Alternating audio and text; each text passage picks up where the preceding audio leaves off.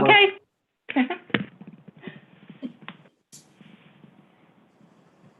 Okay, Dan, do you need a minute or can we just start? It's It live should now. be starting up now, so you can go ahead. Great, excellent. Okay, so public comment, if any. I don't know where I would hear the public comment or see the public comment, but I'm assuming there isn't any. If it's somebody was from the public was calling in, you'd have them in your waiting room or in your list, just like the rest of the board members. It doesn't look like there's anybody beside the board here at the moment. Awesome, thank you. This is a whole night of learning for me, actually. Approval of meeting minutes. Do I have a motion to approve the meeting minutes of the 19th of November? I'll make a motion to approve. Second, Second, Betsy? Okay, all in favor? Aye. Aye. I abstain. I wasn't there. Okay, anyone opposed? No, so they pass. Additions to the agenda. Are there any items that we want to add to our agenda? Okay, and direction and next steps. So this is a continuation of the discussion that was started at the last meeting, discussing next steps that the new library committee needs to take as far as how we continue on the path towards a new library. And I would say that the next step is probably talking to our Board of Selectmen, going to Steve actually first and talking to him and figuring out what they're going to do about the Center School Ad Hoc Committee's report. After we find out what they're planning on doing, are they planning on setting aside the land for the new library at the center school? And when do they plan on doing that? And then beyond that, there are, I actually happened to run into Josh Flowers, who's on the Municipal Building Committee on Saturday. And he said that he would be willing to sit down and discuss sort of our timeline going forward and what feasible dates or time chunks of time, how long it will take for specific action steps once we get to the point where we have an actual location from the Board of Selectmen. How long a chunk of time we need for sending out the RFP, how long it has to be public, and all of that, so that we can start to plot some items on a timeline, a makeshift timeline. And what I thought I'd do is ask if anyone or if everyone is interested in being involved in that meeting. And if that's the case, we can actually make it the next new library committee meeting based on his schedule and his availability, I'm sure. But did anyone have any thoughts around that? Good idea. I think it's a great idea. I think one of the things that I just wanted to talk about tonight was sort of getting more of a concrete roadmap for going forward, because I sort of feel like we do a lot of talking about what we should do next, or hypothetical situations, you know, if this happens, or in advance of the next election or whatever. I apologize. I'm going to mute myself. I am listening, but I do have to take this call because it could be a child. So I'm listening, but I do need to take this call. Anyway, I think whatever if Josh could shed some light on the process, I think, you know, it would give us sort of a more clearly defined path forward. well, I think with the timeline, I think what really matters in the timeline is when the Board of Selectmen or whomever does the 10-year capital plan, what year they propose and are willing to commit to funding a library. And then everything just, I mean, then we need to look at the timeline saying, okay, that's the end date. What do we have to do in the meantime? What are all the steps? And we've got some, somewhat of an outline, good outline of steps that go into that process. And you need to look at the timeline, the steps to make sure we've got most of the major steps. Obviously, things get fluid, and some idea about how long it takes to complete individual pieces of the timeline. And I think Josh can be helpful about, certainly about at the end, the construction stuff. How long it takes to get from point A to point B on construction and things of that nature, because certainly better than any of us at this point. But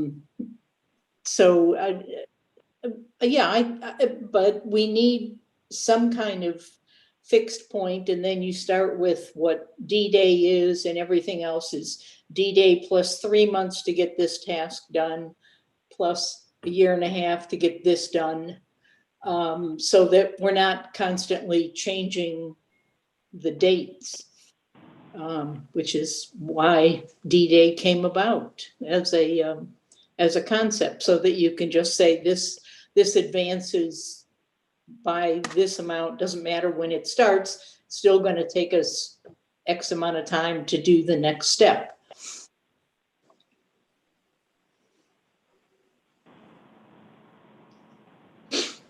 Good. So I apologize for before. I heard what you said, Debbie. I just needed to make sure all was well. So Josh, would everyone like me to try to have Josh come to our next new library committee meeting then? And I can try to make that happen. I'll say as soon as possible, but it could be, we're now in December, so it could be after the holidays. I don't know. He seemed very open to meeting though. So I can imagine he might be able to make some time on his calendar in the next 2 weeks. And what I could do is I'll reach out to Josh and find out when he is available, send out those dates, find out, what works, and we'll put something on the calendar. Beyond that, we talked about perhaps we want to meet with Steve Dunn and talk to him about setting aside. Is he going to set aside? Where does that stand with the Board of Selectmen? And I think that would be, a conversation that a few folks from the new library committee could go and talk to Steve about that. And if anyone is interested in having that conversation with Steve, I'm open to it. I will definitely be part of that conversation. So is anyone else interested in going and meeting with Steve on that? Okay, Frank? Did I see another hand? I feel like I did. Betsy. I know it was Betsy. Okay, anyone else? I can go if you think it's worthwhile. Kevin.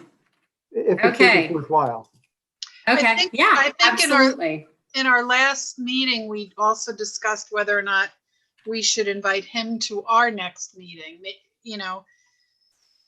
Maybe that's a possibility as well. But if you do that, this meeting is public in spite of the fact that nobody pays any attention to it. But I'm not sure it's that without some preparation, he would come to a public meeting Oh, to that's discuss it. fair.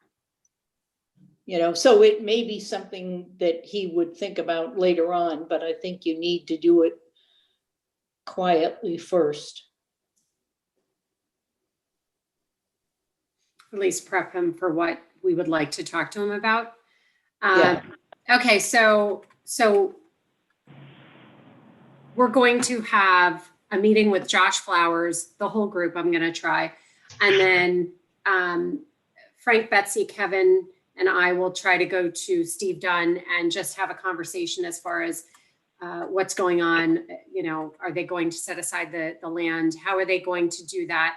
And then also another step that we've talked about is, are they also designating some of that for Park and Rec? And at some point that becomes a conversation with Park and Rec to at least open the lines of communication, because it would be good for us to start a conversation and see where they are. If they're going to be on the same location, it certainly seems like a good conversation to have. So that's a potential next step after the other steps. Is there anything else that? So I would just say, will you ask him about timing as well? About how it fits into the capital plan and when he would envision a possible, building or referendum? I know that I will certainly bring that up, but Steve has been very clear as far as trying to make sure that he's being fiscally responsible, that he needs to see the final numbers from the school, which would be in summer of 2022. So I don't think I'm going to get a different answer on that, because that's what he has been pretty solid about saying. Yeah, they probably won't even revisit the capital plan, I would guess, for maybe a year, because of just that, wanting to get the final numbers in for the school project, seeing what a year of COVID does to the town. That's something no one anticipated, for sure. They'll have 2 years of unresolved capital projects that won't have been voted on by the time, really practically by the time we talk to anybody again. And of course, they want to show their fiscal responsibility in an election year after just putting forward the biggest project the town's ever had. So, could be a quiet year on our end. Look at the money we'll save. We don't do any capital projects for a whole year. My God. And things aren't falling into further disrepair because we're not doing anything, right? It won't cost more to fix them. But I think if we knew that we would be looking at a referendum in spring of 2023, I'm just making it up, then we could plan around that and work towards that. So I will ask Steve about the timeline. I think it's a good conversation to have with the greater group, but everything he's said to me is that he really doesn't want to come up with a date for a date that's different than what we've already been told, which was potential referendum around 2025, based on the fact that the town could afford it in 2028. So I don't think he's going to say that, yeah, we can have a referendum in spring of 2023.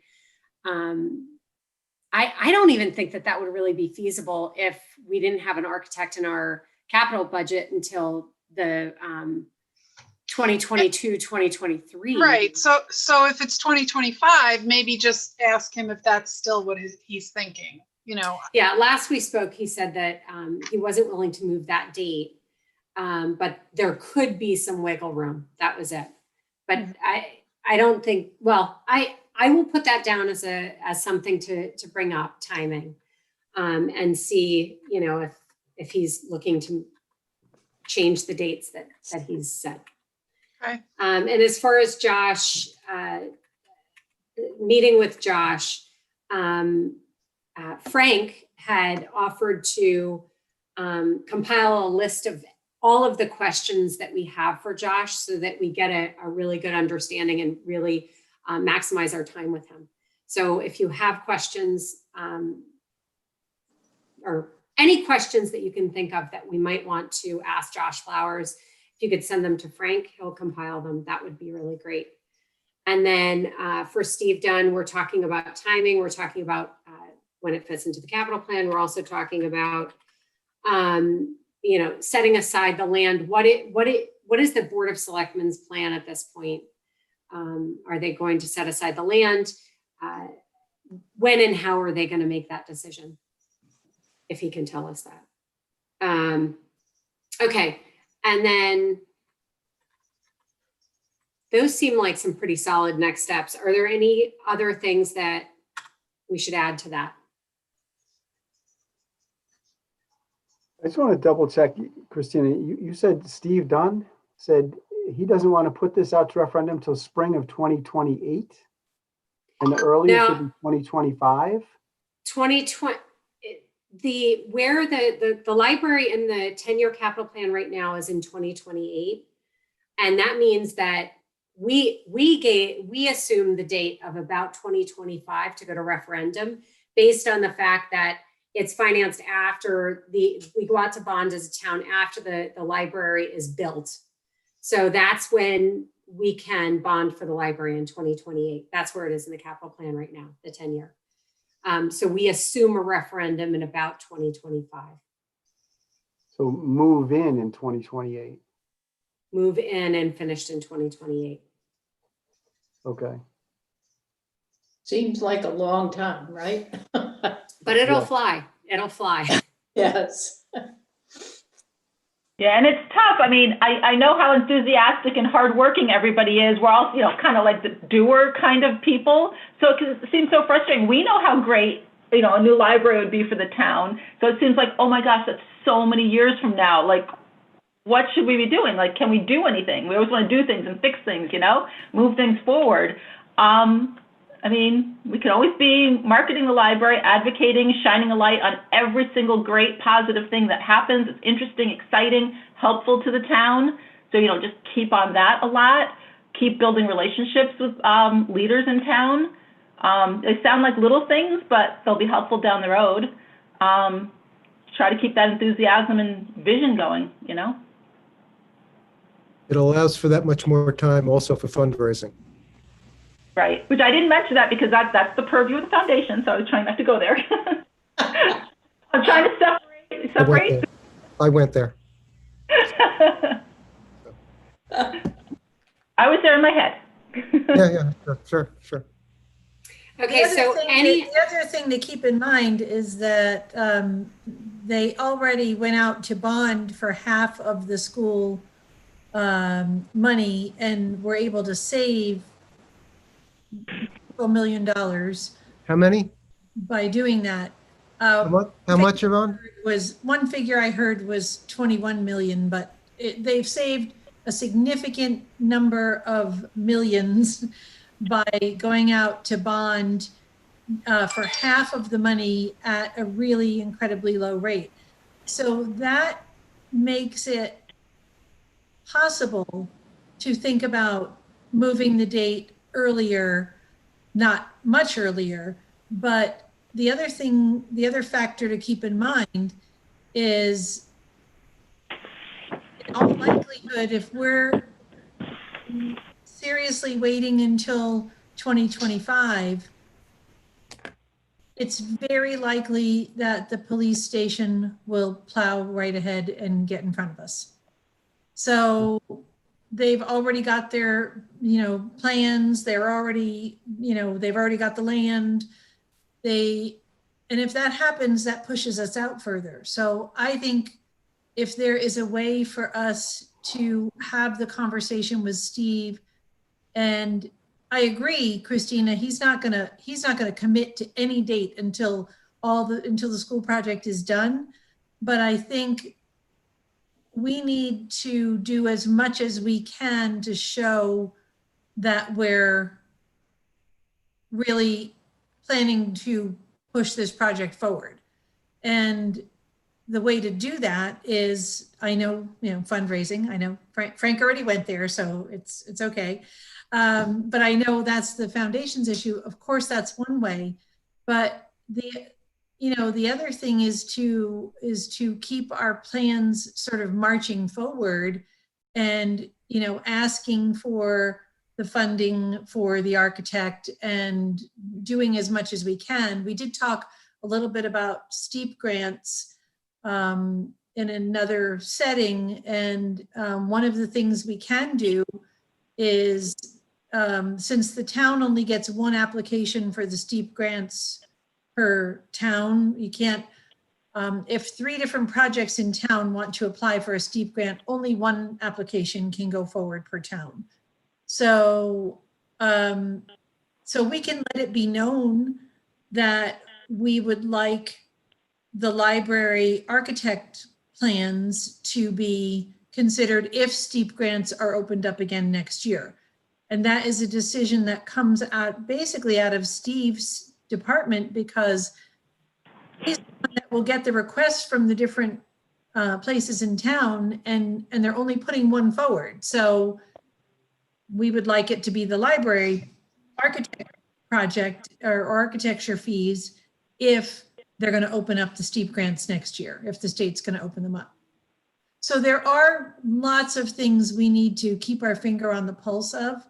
And so even if it doesn't happen until 2025, there is a possibility that it could be earlier by 1 or 2 years, depending on a number of other factors. So if we sort of hold steady and don't move forward with all of the architect drawings and do the other things that we know need to be ready, and there's a window of opportunity, I just don't want us to miss that window of opportunity.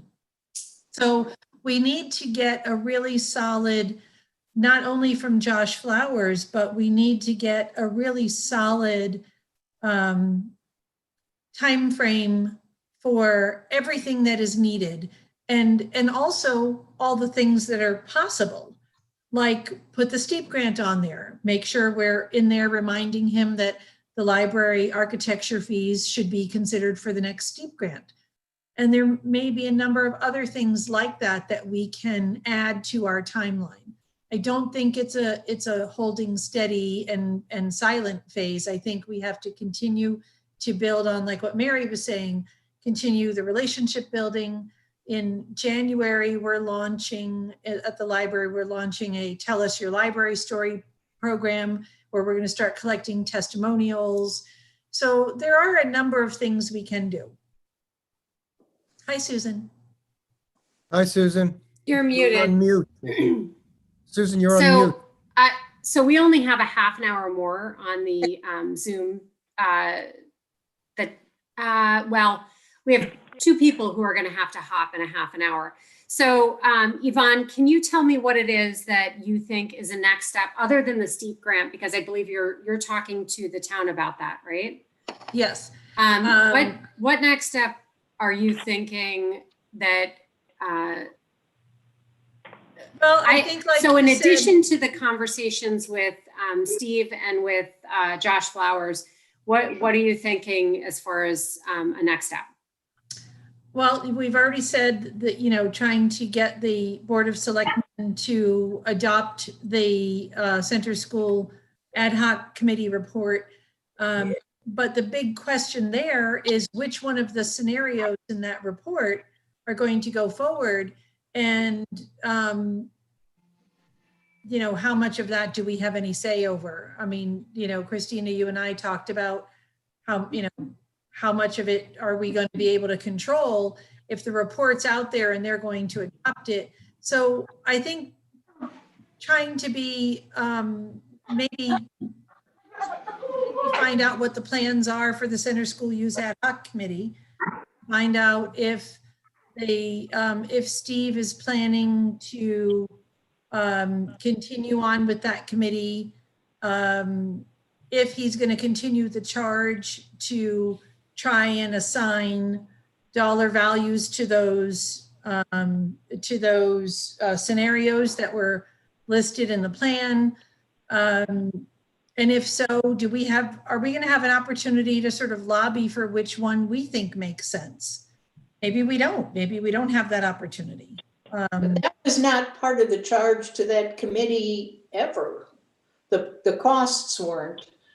And it was a reference to it, Betsy, in the charge saying if there was a reference to it, but there was sort of an agreement that since they didn't give us any budget, we couldn't really go out and get a cost estimate. But and the committee's been reappointed to what, the 1st of February of next year. Not that we've done anything, but so. So Well, really that's part of the conversation then with Steve. What are they planning on doing with the report, right? And then beyond that, when are they planning on doing something with the report? Is there going to be any movement as far as the potential referendum or bonding for the library, and get an idea of that from him. So I see that as that's really our next step, is figuring that out from Steve, and then getting an idea around timeline from Josh also, from the Municipal Building Committee. I think that's going to be some key information that we can get.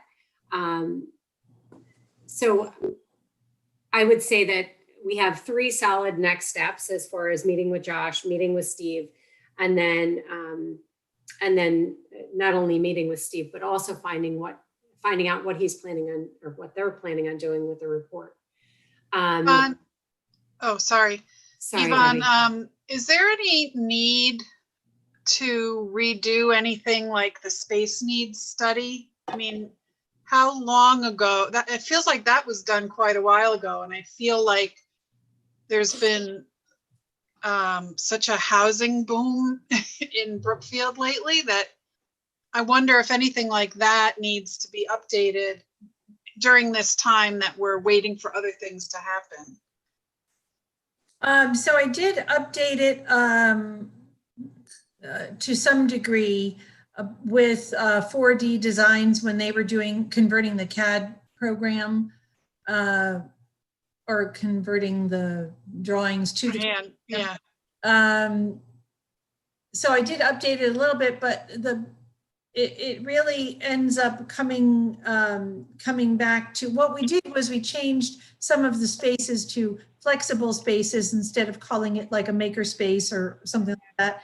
But what we know is that the square footage determines the end dollar amount, and we also know that the Center School Use Ad Hoc Committee recommended that the library have, in one scenario at least, 40,000 of the 54,000 square feet that is currently the footprint of Center School.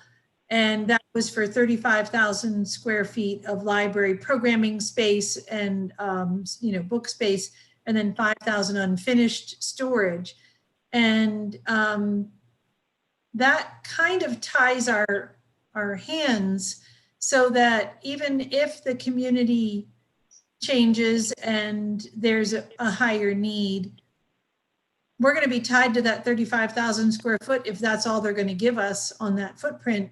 And if they're going to devote the other 14,000 to Parks and Rec, which is actually one of the reasons why I'm not in favor of doing a combined plan, because meaning Parks and Rec and library, is because I think it doesn't allow for future growth for the library. And I think that it's it kind of ties our hands a bit.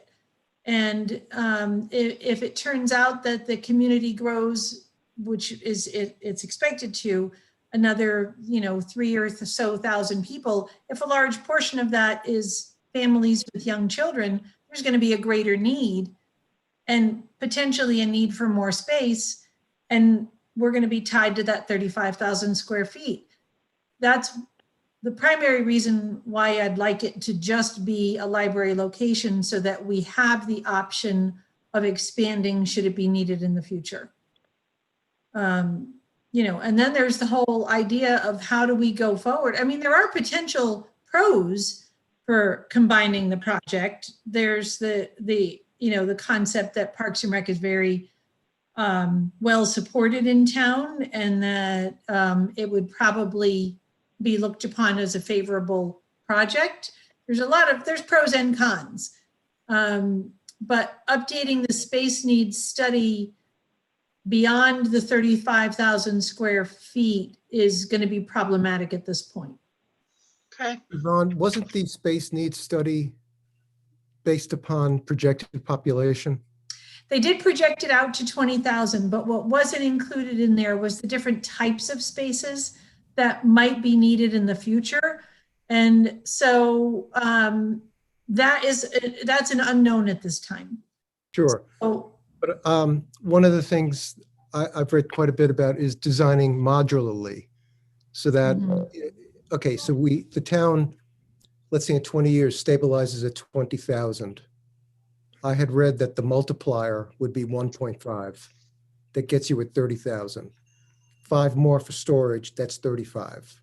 If you build it modularly, they will come. No, if you build it modularly, there's going to be room for logical expansion potentially, right? As to your point, if it's in many families. So I don't know that 35 is so bad right now to use as the target. I'm not saying it's bad. I'm just saying we can't really go beyond that. Beyond, you mean above? Above that, right? Oh, no, I don't think that would sell. Right, It won't- because there's a dollar amount attached to it, and because we may be restricted on space right from the start. Sure. So we could definitely update the space needs plan in terms of, like I was saying, instead of calling it, did this space dedicated for makerspace, we would build it in with more sort of flexible terminology. Mhm. And so it definitely needs to be updated at some point, but that should be connected to as close as we can to when the architect is going to start working, because we don't want to do it, let's say this year, and then not have an architect for 2 or 3 more years. Sure, Like it to be a relatively fresh document. yeah. But Yeah. part of it also will have to be redone in conjunction with an application for a state library construction grant. Yes. Because that's part of their, or at least it has been in the past, part of their process. Yep. Yeah, definitely will need updating for sure, but it may only be in terms of terminology and not necessarily increasing any square footage. Okay, so I don't know that we have any say in whether we're tied to Parks and Rec. I believe that sits in the laps of the Board of Selectmen. I think that's actually probably the first question for Josh, what he thinks about it. Because I think he would have some input, being an architect himself. How's it possible if you're sitting in front of food like this? That's a really good point. I think, Christina, is to have Josh weigh in on that and to find out, I mean, really, where does that, do we really know who has the final say? I mean, is it the Board of Selectmen? Do we really know the answer? I think ultimately it sits with the town, but I don't think that the town will even have a chance to vote on whether Center School contains a library or the location contains a library and Park and Rec. I would guess that that's going to go from the Board of Selectmen. I think they're going to make that decision. Yes, and I mean, they've set aside land for a library in the past. They may set aside that Center School location for both the library as well as Park and Rec. I would assume that's in their hands, that we don't have any say in that. No, I mean, that's one of the recommendations by the Center School Use Committee, was that it be split in two. For whether that's good or not on our part is another matter. I think, I mean, I would not rely too much on Josh Flowers' opinion of whether the Parks and Rec and library should be combined, because I'm not sure how much influence the Municipal Building Committee has. I mean, they get involved in things. Now, we haven't seen what happens when we talk about a current town building. But in general, they did, as in the schools, the building committee didn't come in until you had funding and the beginnings of an architect doing construction drawings. So, their role has always traditionally been that. They build the buildings. They don't get to decide what gets built. So they have that kind of role. It's, I mean, it's hugely, I don't mean to downplay it, because by the time it gets to them, boy, you need somebody with those kinds of skills and that kind of job, so that you know that what you want to build is going to be built correctly.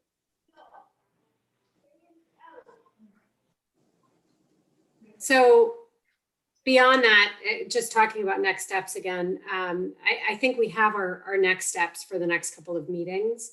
I think that the steps that we're talking about taking are going to lead us, towards a timeline. And I do think that it would be a good thing if possible, for the whole new library committee to be involved with, if everyone's willing to work on the timeline, so that we're all on the same page and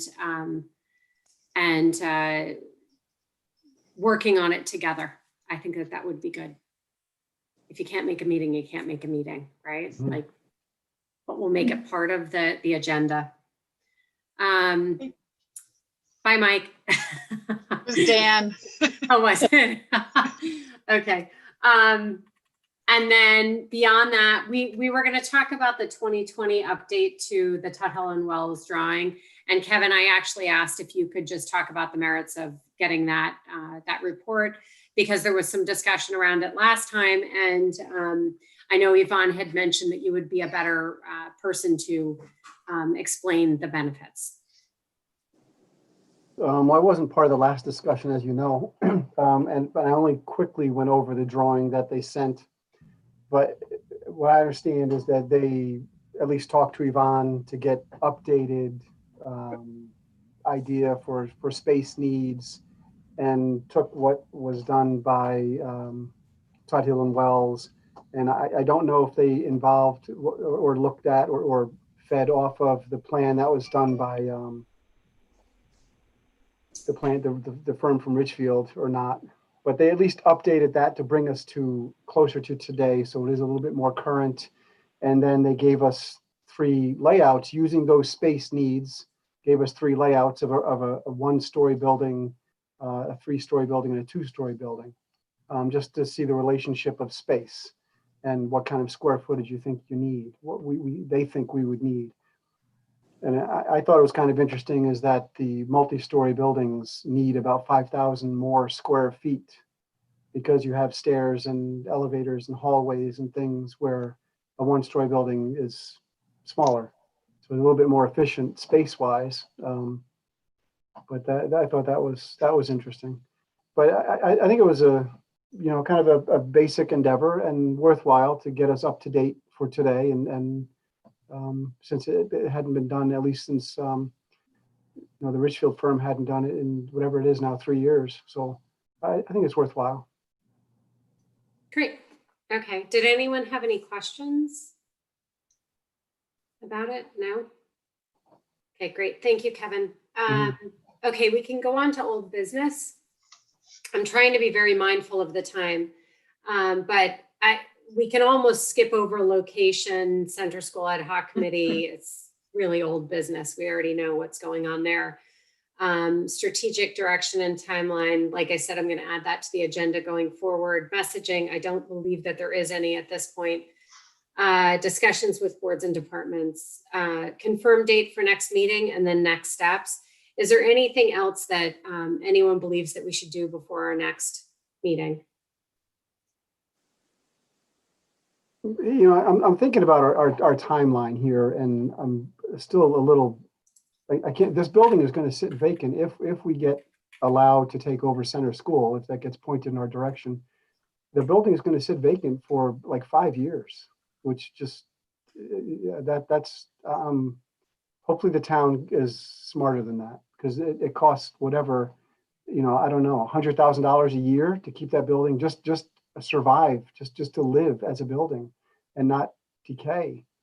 They're gonna have to keep it at least mildly heated, and weather tight and animal free. And there's a lot of work that needs to be done just to keep that building alive. Keep the for 5 bobcats years. out. What's that? So I think I said keep the bobcats out. Yeah. So I think that might be a really good thing to talk to Steve Dunn about when we're talking to Steve. Yeah. But you're talking, I think construction to gut that building and redo it, you're somewhere between 1 to 2 years, say a year and a half. You're Okay. talking about a year for a design process. You're maybe 3 months for a bidding process, and which is between design and construction. And, maybe 3 months for an RFP to hire an architect, which I know, Christina, you said previously it was closer to 6 months when the library went Yes. out before.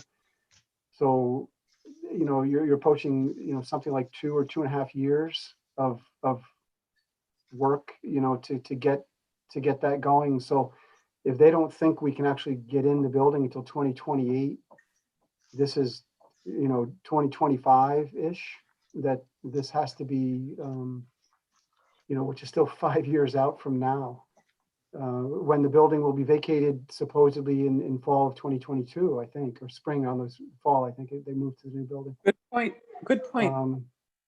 So there's a large time window when we and that building will just be sitting. Yeah. Which, I think it would not be smart to have the building designed 5 years in advance of construction, though. That I think wouldn't be good.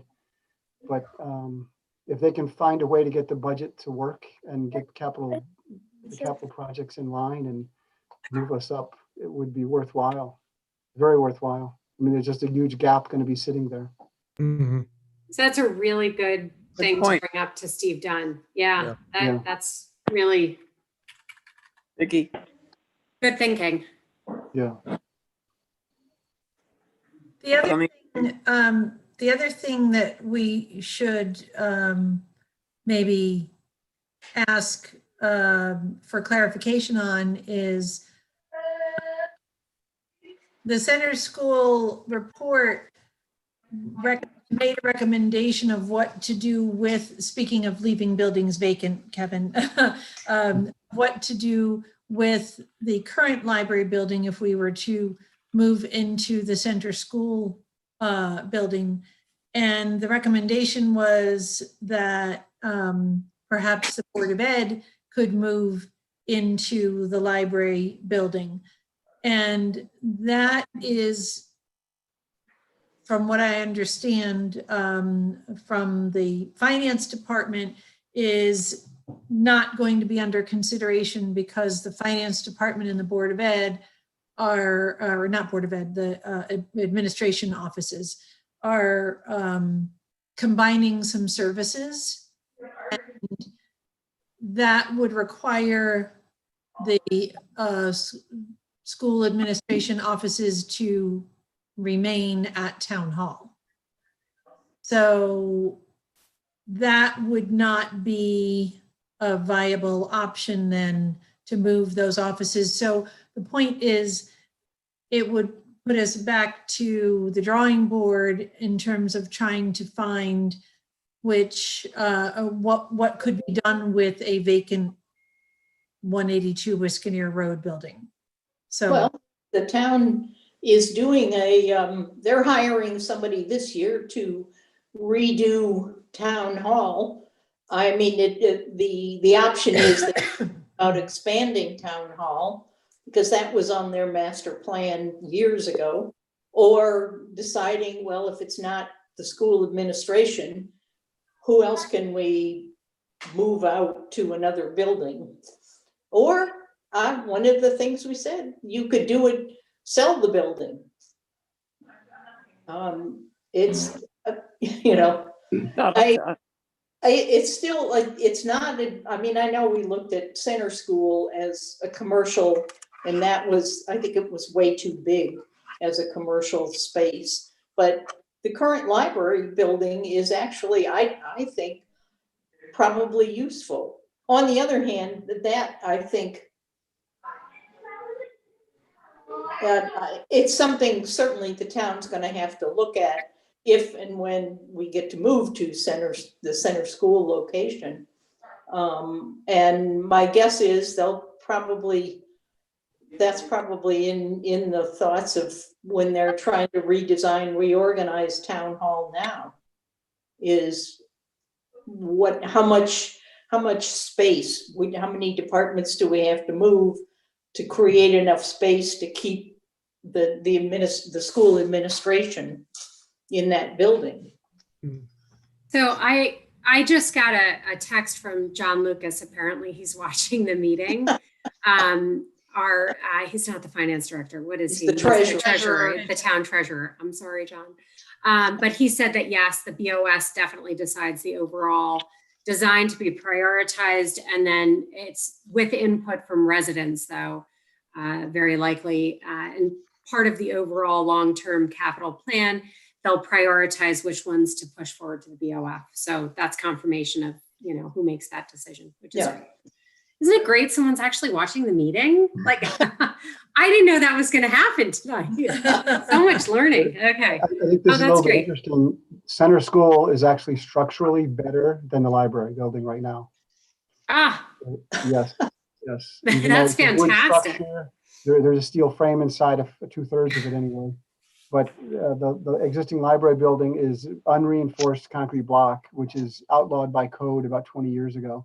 So whoever goes in that building, if they do a full modification to it, they'd have to reinforce it, which is doable. It can be doable, many ways to do it.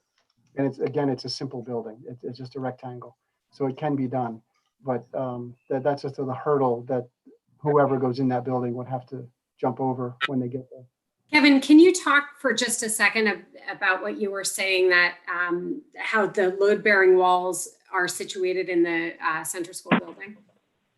Well, the center school, the original center school is wood construction, and it's wood bearing walls. So it's just like any of our houses. There's nothing wrong with that. The concern is that wood is combustible, so it will burn in a fire. But it has sprinklers in it, and it has fire truck access around all 4 sides. And those are the 2 most important things for fire control in code. So those, and both things are accomplished already in this building. When it was added on to, I believe in 1992, when the east half of the building was constructed, that's actually a steel frame with wood infill and wood roof trusses. So that side's a little bit stronger. You still have to protect steel because steel will melt in a fire. So it still has to have the same fire, a little bit not as stringent, same fire protections for sprinklers and fire truck access, things like that. So it's not as stringent as a true wood framed building. So the original side has interior bearing walls, and typically on that building, they are the 2 hallway walls between the classrooms. So, and then it's roof trusses over the top. So if you want to open up the bearing walls, it can be done. You can remove bearing walls and put a steel beam in or put other headers in. I just kind of look at it as it's the largest ranch house you ever saw, and that's all it is, a 2-story building with roof trusses. So if you want to move a wall, most of the walls that are in there, the classroom walls are not bearing, just the hallway walls are on the west side of the building. On the east side, there are steel frames, like I said. So most of all those walls are mostly non-bearing. There is some X bracing hidden in a few of those walls. I think there's about 4 frames in there, X brace frames, and those you don't really want to touch, but you can. Again, it's not they can be moved. It's not that difficult in a building like that. X bracing holds the building against wind loads or tornadoes, hurricanes, things like that. But mostly where we are in the country is wind.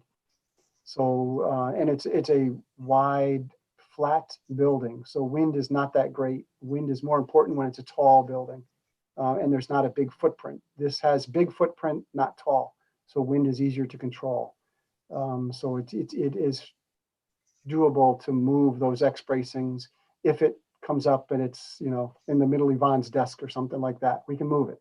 So we don't necessarily have to move the desk, but it it's just, I just said, like I said, it's a big ranch house. It's easy to modify. It's just a big wide footprint. When I went through the building, now I've been through it like 2 or 3 times, I didn't see any signs of settlement or foundation problems. And so that's, I think it's very good. I didn't see any signs of structural weakness, like any areas where the roof was sagging or something like that. So I think the skeleton of the building, especially the foundation, I think are in good shape.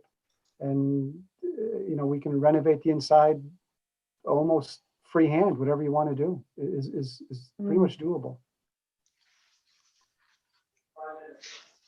That's good to hear. Thank you for talking to that, Kevin. You speak a different language than I do on that. Is there anything else that we should nail down with next steps? And then barring not having any other next steps for now, we should set a date for our next meeting. You want to talk to Josh Flowers first though, or? Yeah, actually, you know what? I will talk to Josh. I will send out an email with multiple dates that he's available. We'll come up with the best date that works for everyone. In the meantime, if you have any questions, you can email Frank, and he's going to compile the list of questions to make sure that we're making the best use of Josh's time. And that is pretty much it. So I think we can close the meting unless there are any other next steps. We're going to Frank, set a meeting with Steve Dunn. Yeah. Okay, so that's to do number 2. Yeah, there's two next steps that we talked about. One was talking to Steve Dunn about direction, timeline, how it fits into the capital plan, center school, how is it going to be allocated, and what are they doing with the center school ad hoc committee's report. And then 2 was also meeting with Josh. And I don't know that that we have to do it well. It'd be great to get in the meeting earlier with Steve, I would think, and then sit down with Josh so that we have a better understanding. But yeah, so there are 2 next meetings that we have to discuss, and I can send out. I'll send out the dates for those within the next few days.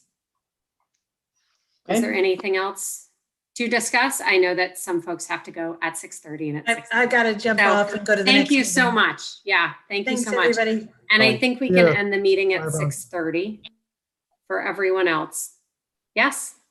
Okay. Okay, thank you. Okay. Have a good Thank night. you. And thanks for Bye. watching.